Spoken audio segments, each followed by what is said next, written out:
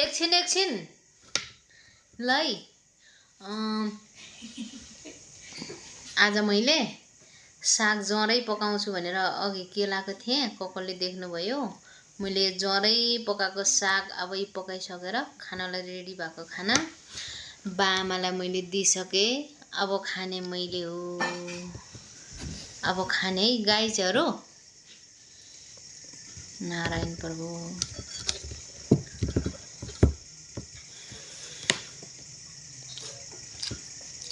खाना खाए है सबैजना मित्रहरू।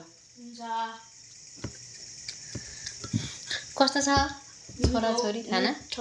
आज मैले जरै पकाएको साग कस्तो छ? मिठो। त्यसो भएदेखि यस्तो कलिलो साग चाहिँ जरै खाने है। हुन्छ।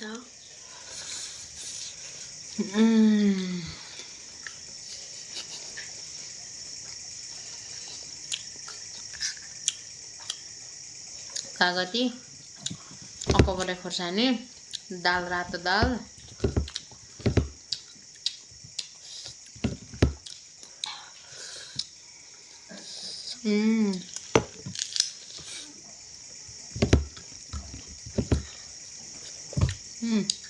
मिठो।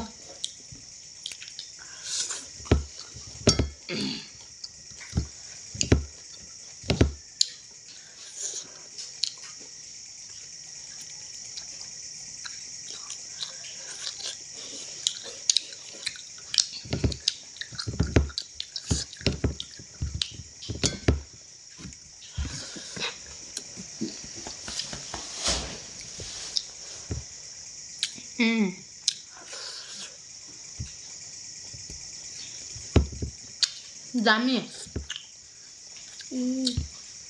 जाडोमा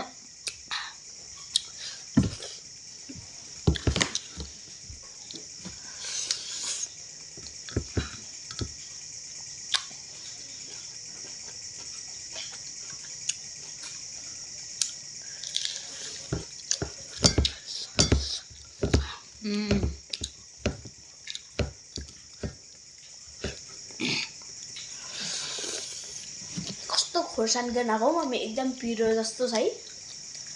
पिरो र खोर्सानी हो हो।